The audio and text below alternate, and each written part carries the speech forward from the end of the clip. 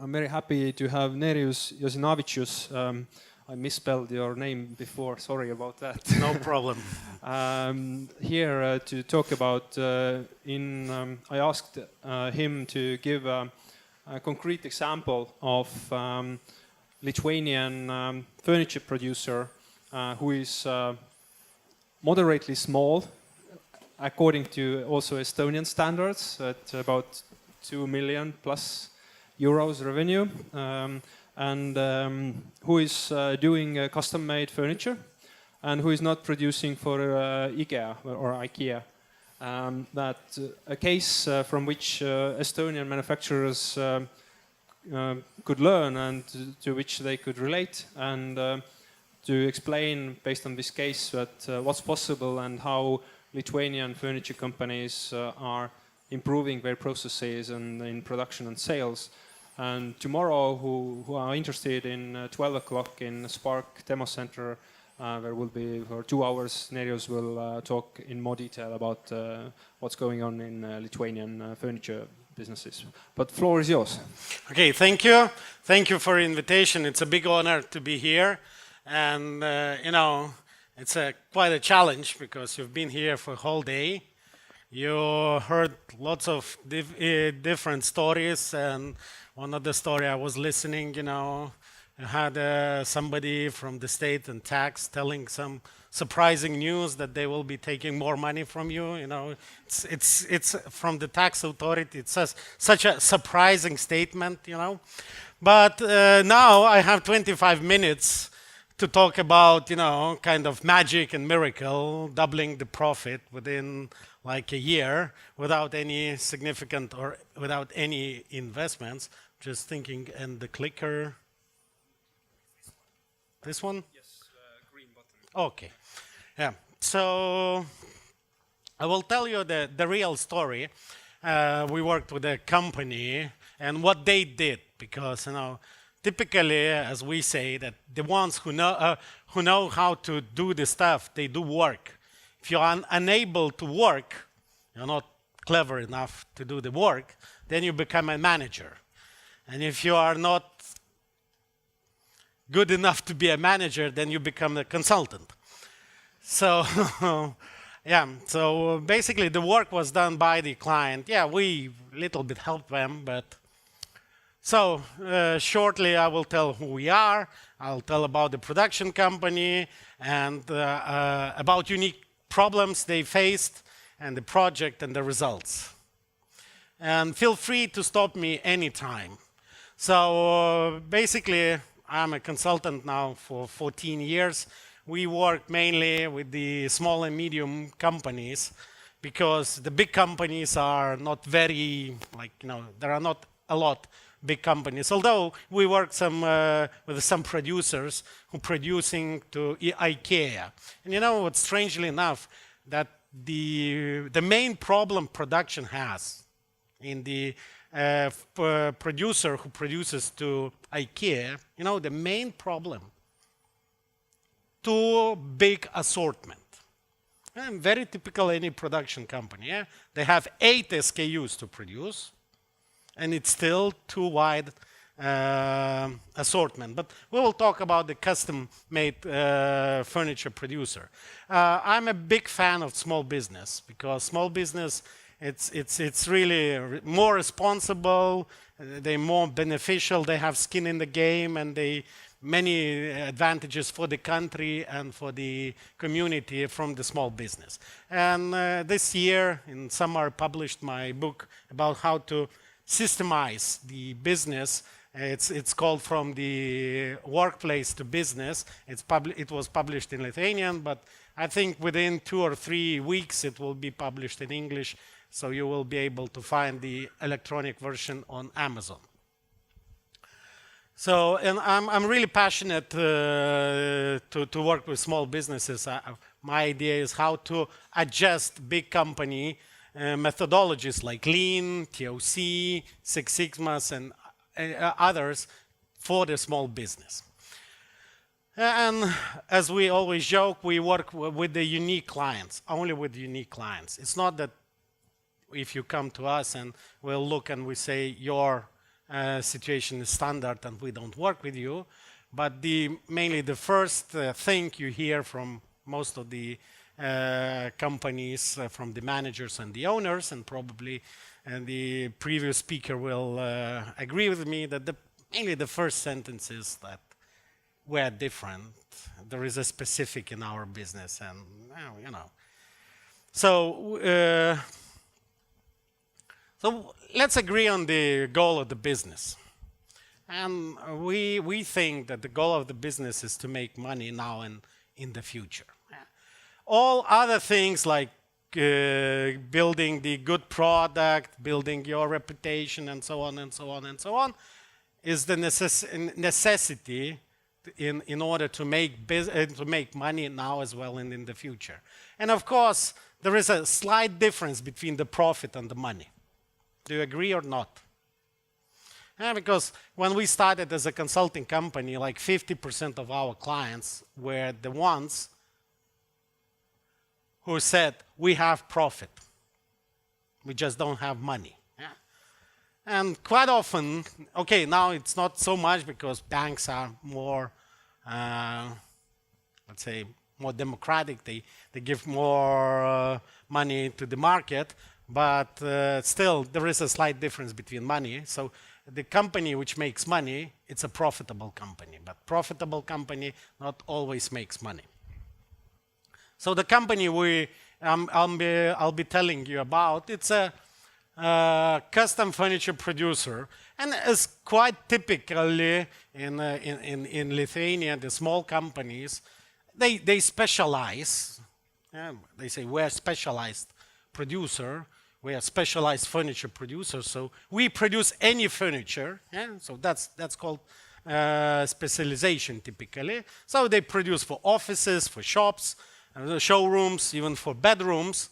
Yeah, they have approximately 60 employees. It fluctuates plus minuses. Their sales is 2.4 million annually, and TVC, it's totally variable costs. Yeah, it's raw materials and all the direct costs. It's not the operational cost, but direct cost is approximately 50% in their sales. So, and 50% of their sales is for export. They do quite a lot of export. Mainly Sweden, Norway, Iceland. They have some clients from Belgium and I think France as well. So their story, they had a sales growth for the last 2 years. It was like 25% per year. And of course, they have very unique problem. They were always faced with the challenge to employ enough qualified staff. You know, probably you don't have that kind of problems. Yeah? That's very, very unique. Yeah? Their due date performance was okay. At least they thought that it's about 85%. It was strange when we started to work with them that they measured, because typically producers don't measure that. And you know, if you are the producer, what's your due date performance? How many orders you ship on time?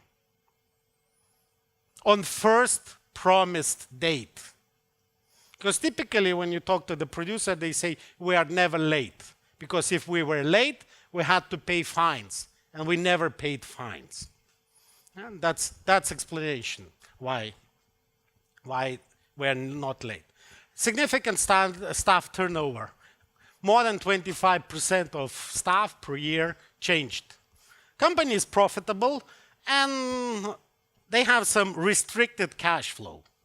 So as I call it, half past 8 syndrome.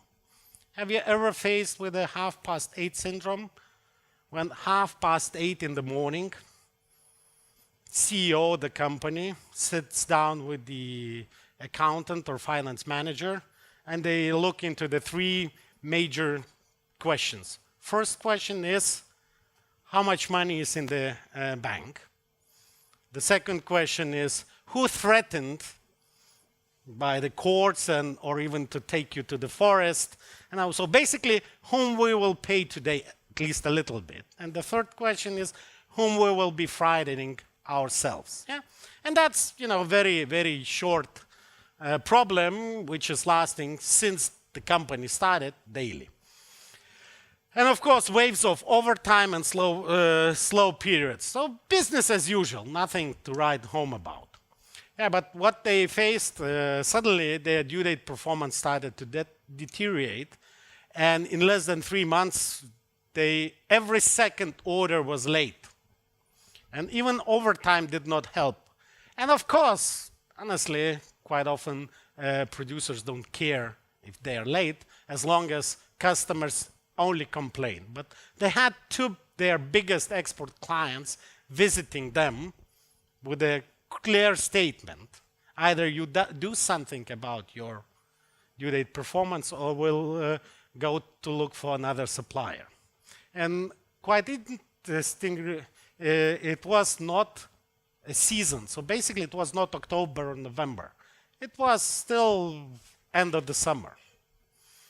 And of course it started to had effect on the sales. So this is the problem. So we did some quick analysis and we launched this we call 3+3 project. So in 1 week we analyzed the situation. Well, we didn't play with the nice simulations and so on because there was no time for that. So then we did some quick team training and planning, and then we did implementation. First, we implemented some basic measurements in reporting. Then we went through the request processing, production planning, and execution, procurement, and we did some improvement activities, kaizens, yes. And then stabilization. So how the typical situation looks in the custom-built furniture company. So we have the leads and requests for quotations, because very few furniture producers do the active sales and leads generation. Leads just happen, and because they have some website, they've been to some exhibitions or conferences. Then they have requests, they process requests, they present the quotation. Then if the client says, okay, you need to do the preparation, all the designing, then you need to produce. And of course, in order to produce, you need to do some procurement, so raw materials and components. So what we saw, of course, as I said, no proactive sales. Salespeople work typically as the order takers. So what you expect from the salespeople, they do go to the market and sell. No, typically they pick up the phone when somebody calls or answers to the email. So honestly, it's not the sales, it's order takers and order processing. And again, everybody, they had 3 or 4 managers, as they call it, sales managers working, and everybody had their own style of working with the requests. Yeah? And of course, they were really multitask, because what the sales manager has to do, he needs to process the new received request, and of course he needs to deal with the client in the preparation stage, so he needs to check which color do you want and so on. And of course, if the if the production order is late, he again needs to deal or to agree on the new date with the client. And many interactions with the customer during preparation and production. And of course, if the if the production is late, so lots of time needs to be spent with the clients inventing the reasons why we are late. Yeah, one manager said that he even invented the earthquake in Lithuania, why they were late.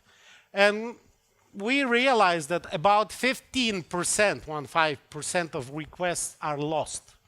So basically, we receive, we start to work on them, and we forget to send the quotations or follow up on those requests. They had 3 technologies, so those who do all the drawings and everything. Very high multitasking. Very high, because they need to participate in the quotation, in the preparation, and if during the production suddenly some problems appear, and of course in production problems with the technologists, it happens how often? Very rarely, yes? Once an hour? So, and of course, corrections, adjustments, and they were always late and overworked. And how the pricing was done? Very typically, okay, we calculated how much material will be used in that project. Then we have fair margin, depending on the work hours. So probably we will spend in total 100 hours on that. So we have some hour measurement or price. So materials plus that, whatever as we call the level of greediness, and this is our price. And sometimes after producing the order, they realized that this price was too low. And sometimes it took 3 weeks to send the price quotation. Why? Because technologists needed to do something, but they didn't have the time because they were involved in the production problems and so on. And typically, just imagine the technologist, he's working on something which needs to be done for the sales quotation. And somebody comes from the production with some problem. Okay, he has to choose. Which gets the priority?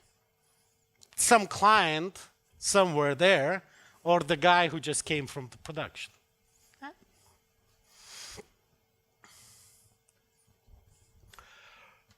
So, what we saw in the production planning and in the execution. Workload in a production was calculated in the total work hours. Basically, all the cutting and so on, they knew that overall their capacity, or they have 8 hours per person a day, 60 persons, okay, in the production it was like 40 person. So you multiply, this is the hours you have, so that's how they calculate it. Order dates are given based on experience. So basically, how fast you can produce. The production manager said, well, I feel it, yes? It will take 4 weeks, 5 weeks, yes? It's like that the joke was like, okay, why do you feel that? Why the decisiveness? And the guy said, that joke that when Petka comes to Chapayev and asks how much would be 1/2 plus 1/2, and Chapayev says, well, I know it's 1 liter, I feel it, but I cannot explain why. So this is well, they didn't have a clue what is their capacity constraint resource. Where is their bottleneck? They said, well, it's very specific production and it's a unique situation. We have wandering bottleneck. So on Monday, it's a cutting, the machine who cuts. And on Friday is packaging. It's wandering bottleneck. And of course, it's very unique situation for them. Although 90% of the producers suddenly have that unique feature, wandering bottleneck. No clear picture of where the order is. Orders released to the shop floor as soon as possible. We have some part from the technologist ready. Let's start to produce because we're always late. So the earlier you start, the earlier you finish. Yes, logically.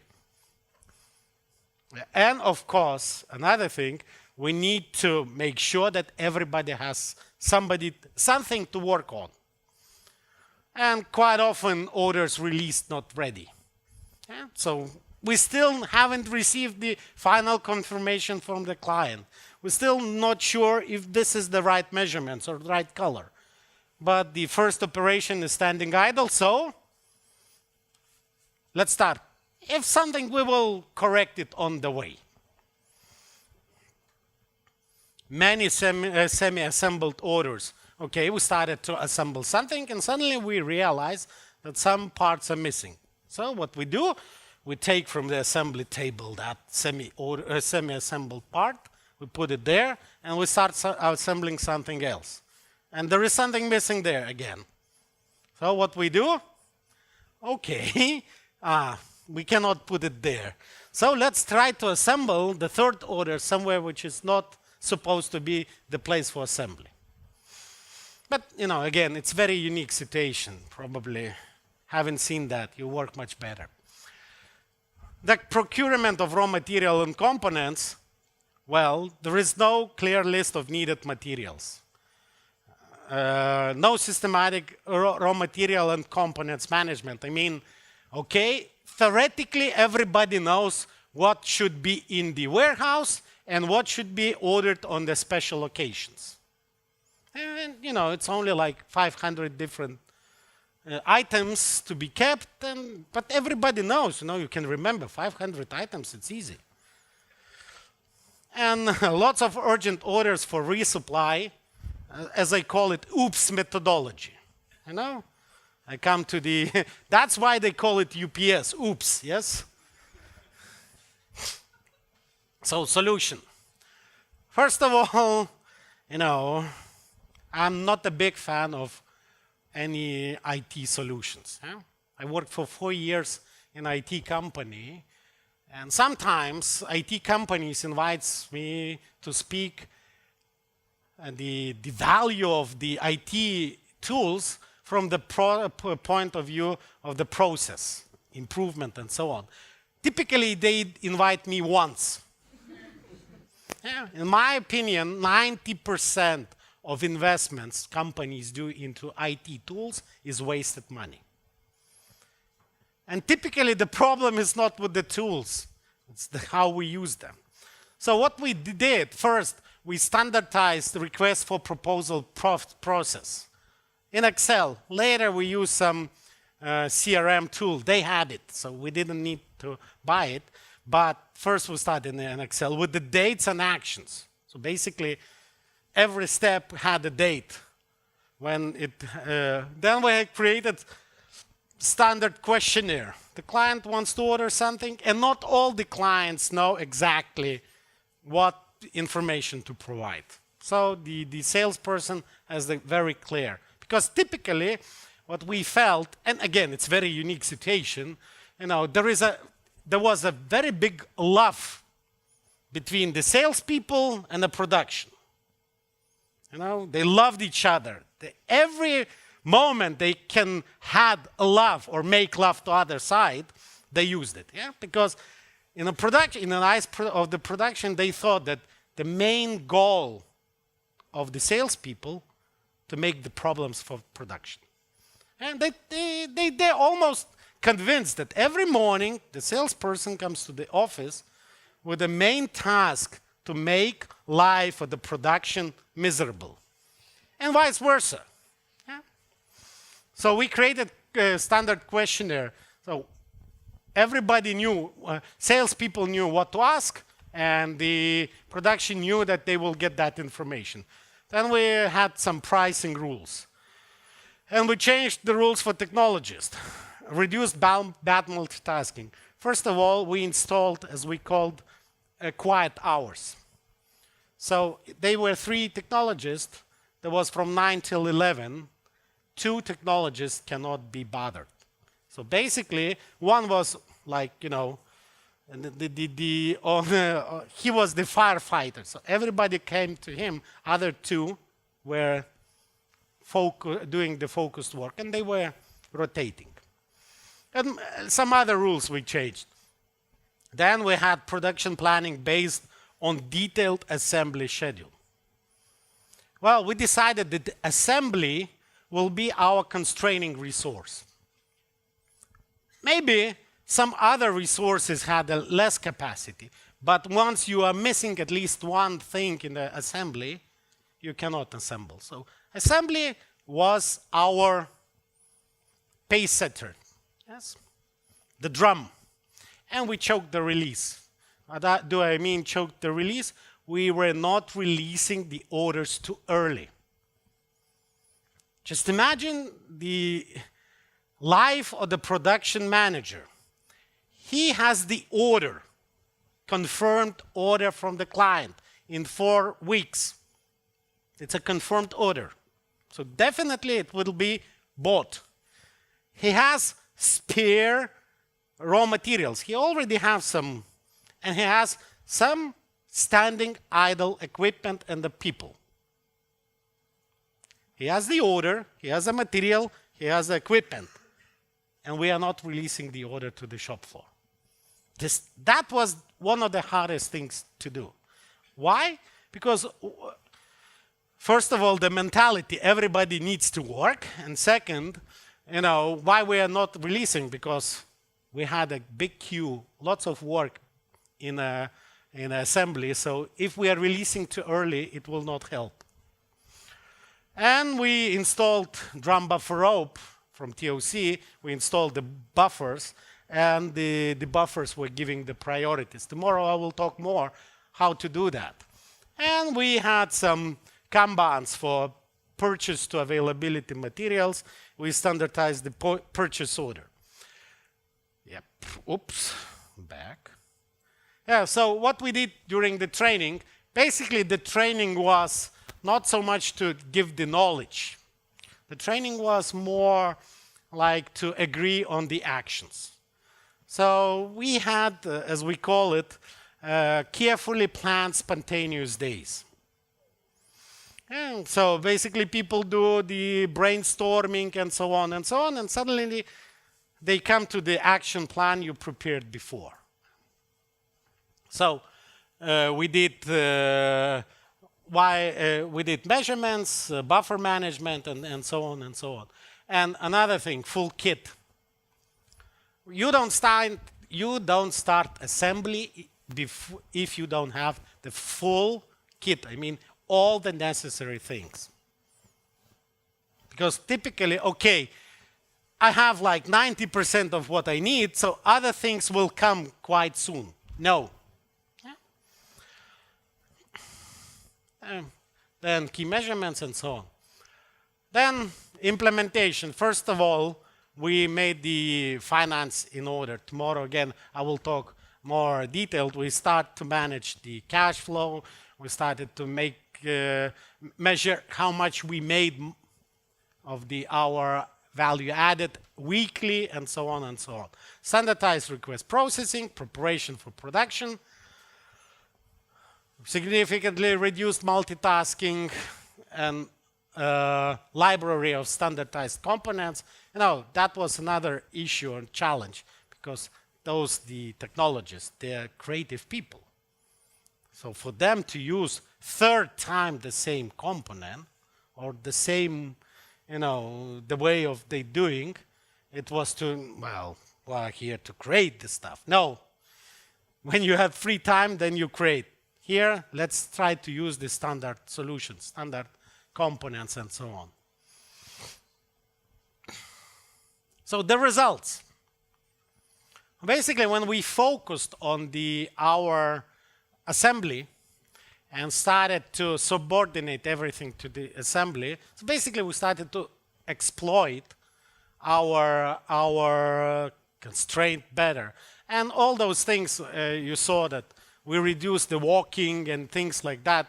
Very simple. It took very few days, like 2-3 days, and people started to think, and they decided to reduce their. They didn't increase the capacity. They started to exploit the capacity better. We got about approximately 12% increase in capacity.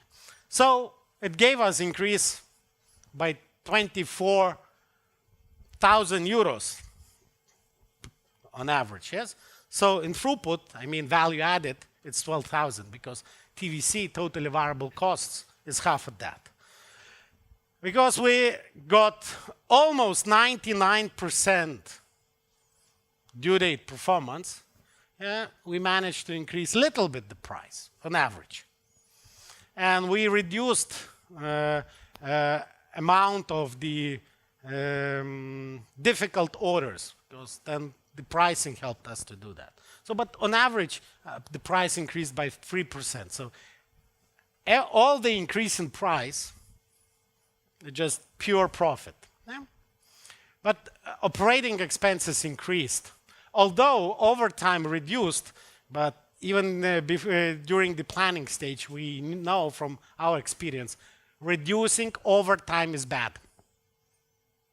Why? Why reducing overtime is bad? Income drops. Well, typically the income of the workers drop. So, of course, we reduced a little bit the overtime, not a little bit, but the salary we kept. Even we tried to find better workers. So the basically all operating expenses, almost all the increases through the increase in the salaries. So it was approximately increase in 6,000 euros.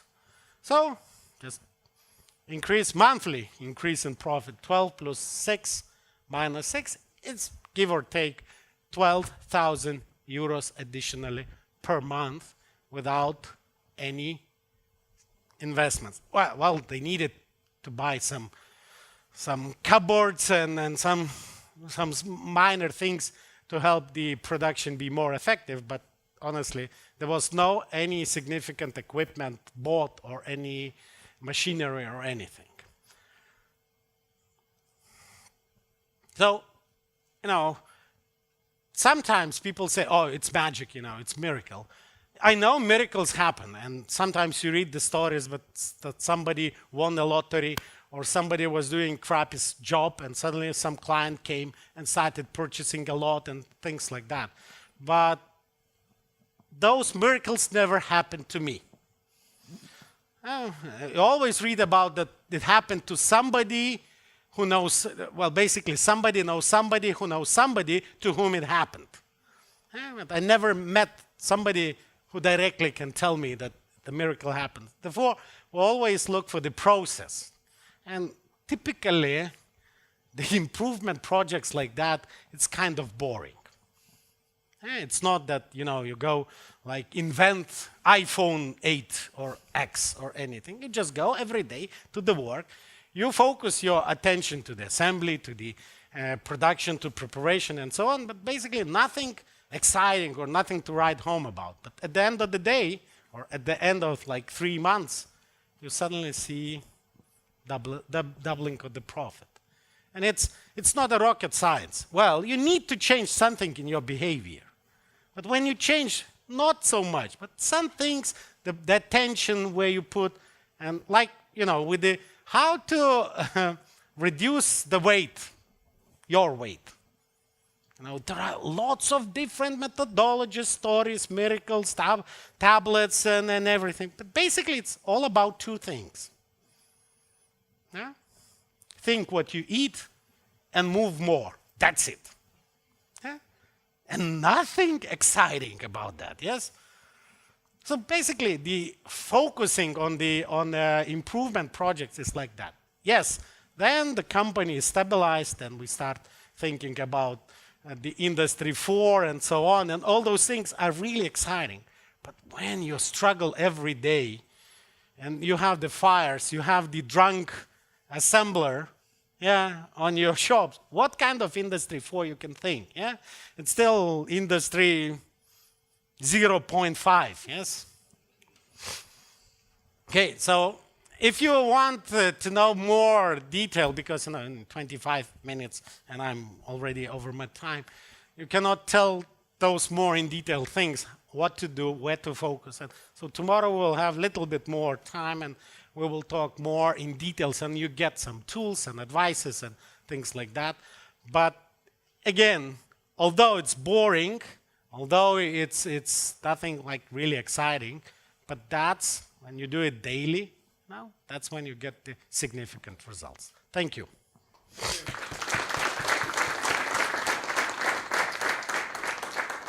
Any quick questions? Yes, I allow 1 question and all the rest of the questions have to come tomorrow. Indrek Reitsak. It was a very nice presentation. Thank you. It was a laugh through tears because it was my company we're talking about. And with some small changes. Unique things, yes, I know. I'm We so are unique. different, yeah. So my question is a very simple one. How much did they pay you for this service? Well, you know. Honestly, their increase, well, the amount they paid was less than 50% of their profit increase. For the year. Yeah, well, you know, not for the year. Basically, they paid us for 6 months. So just imagine the 6-month increase and the profit. But again, we continue with them working on other things. But honestly, what we say, let's do the analysis. Typically, we say to the companies, let's do the analysis and let's see how much money is in there. Quite often, companies, when we write after the process analysis, what they need to do, they say, well, maybe we will do it ourselves because there are many simple things, and it's very, very, as we say, legitimate. That quite often we say, guys, listen, this is for half a year for you to do yourself, because if you need to clean up your tables and so on, you don't need the expensive consultant standing over your shoulder, yes? So it's, again, you really need to see where to focus your attention. And if you cannot focus yourself, then we can help you. Then it costs you. Yeah. Thank you very much, Nerius. And okay. But what happens then if you see some company and you decide not to manage this company? Is it possible so?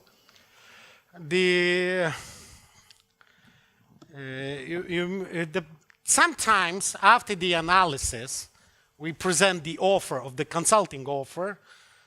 It's really expensive offer. So it's not that we want a lot of money, but it means that we don't want to work with them. We don't want to work with them because we don't trust the management team. Because quite often, not quite often, but sometimes the manager says, okay, create the miracle, but don't touch anything in our company. Yeah? Like just make something that people, the customers will be coming and standing in a queue. I said, okay, let's create the, incredible production company. And he said, no. Don't touch the operations. Our due date performance is still okay, 60%. So like almost every second order will be late. Don't touch that. But make sure that people are coming and paying like 10% higher than the average in the market. Well, miracles doesn't happen. I don't believe in miracles. And I'm not a magician. Thank you again, and who is interested to learn more, then tomorrow at 12 o'clock at Spark Demo Center, we'll have 2 hours to go through in more detail. Thank you, Nerius.